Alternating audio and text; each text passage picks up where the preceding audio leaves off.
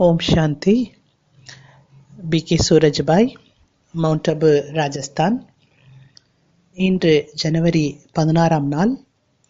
நாம் அனைவரும் அசரீரி ஆகுவதற்கான தபஸ்யா செய்வோம். பகவானுடைய மகா வாக்கியம், ஒரு நொடியில் அசரீரி ஆகக்கூடிய ஆத்மாக்கள் தண்டனை அடையாமல் பாஸ் ஆகி விடுவார்கள். நம்முடைய லட்சியமே பாஸ்வீதானராக ஆக வேண்டும்.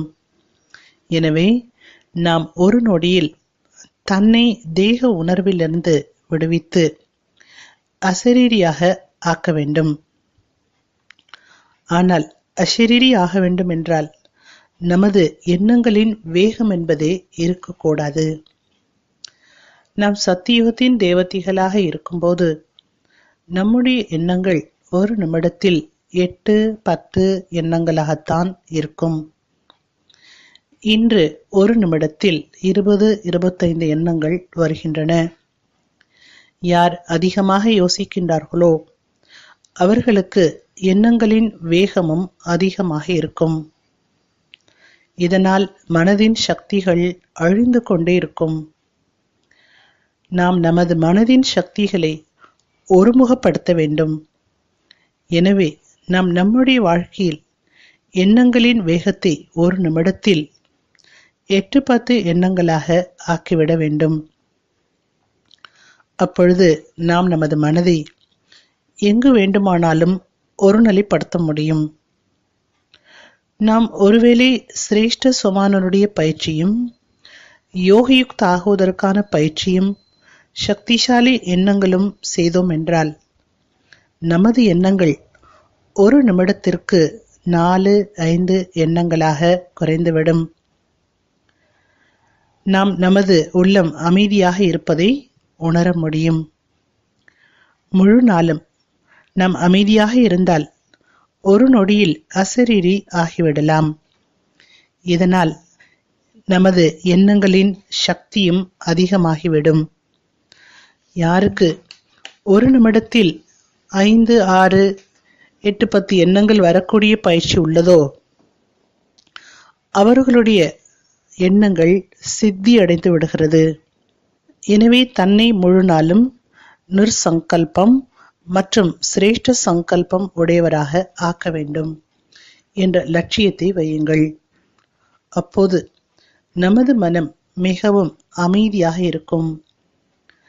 நமக்குள் அமைதி சக்தி அதிகமாக சேமிப்பாகும். பாபாவுடைய முரளி மூலம் மிக சக்திசாலியான எண்ணங்களை நாம் நமக்குள் சேமிக்க வேண்டும்.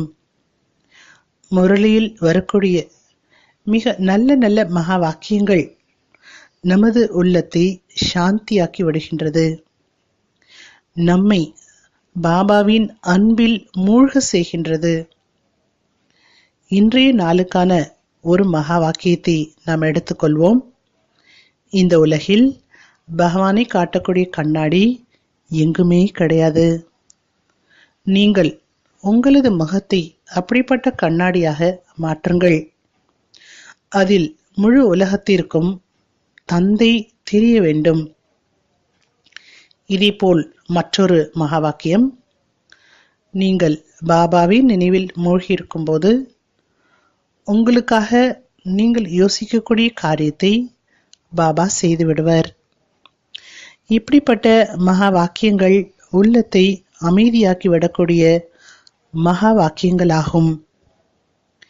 இவை நமக்கு அதிகமான தூண்டுதலை கொடுத்து நமது லட்சியத்தில் ஸ்திரமாக இருக்க செய்கின்றது.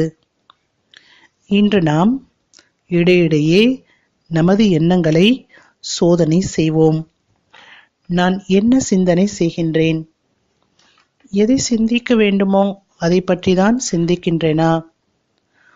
ஒருவேளை இல்லை என்ற பதிலாக இருந்தால் வரக்கூடிய தேவையற்ற வீணான எண்ணங்களை அழித்துவிட்டு நாம் பயிற்சி செய்வோம்.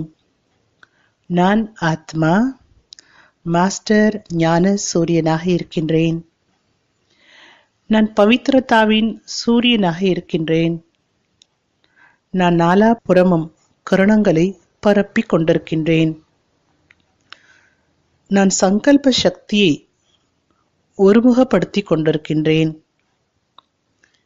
எனது இந்த பிறவி பாபாவின் மகான் காரியத்திற்காக கிடைத்துள்ளது. இது போன்ற அழகான சிந்தனை செய்யும்போது வீணான எண்ணங்கள் விரைவாக விடைபெற்று சென்றுவிடும். இன்று முழு நாளும் இடையிடையே 1 நிமிடத்தில் அசரீரி ஆகக்கூடிய பயிற்சி செய்வோம். 1 மணி நேரத்தில் பல முறை காரியம் செய்யும்போது நினைப்போம், நான் ஆத்மா நெற்றியின் நடுவில் ஜொலித்துக் கொண்டிருக்கின்றேன். நான் மாஸ்டர் ஞான சூரியன், பவித்ரதாவின் சூரியனாக இருக்கின்றேன். என்னிடமிருந்து நாலாபரமும் கரணங்கள் பரவிக்கொண்டே இருக்கின்றது. இங்கிருக்கும் சூழ்நிலையும் சார்ஜ் ஆகிக் கொண்டே இருக்கின்றது. ஓம் சாந்தி.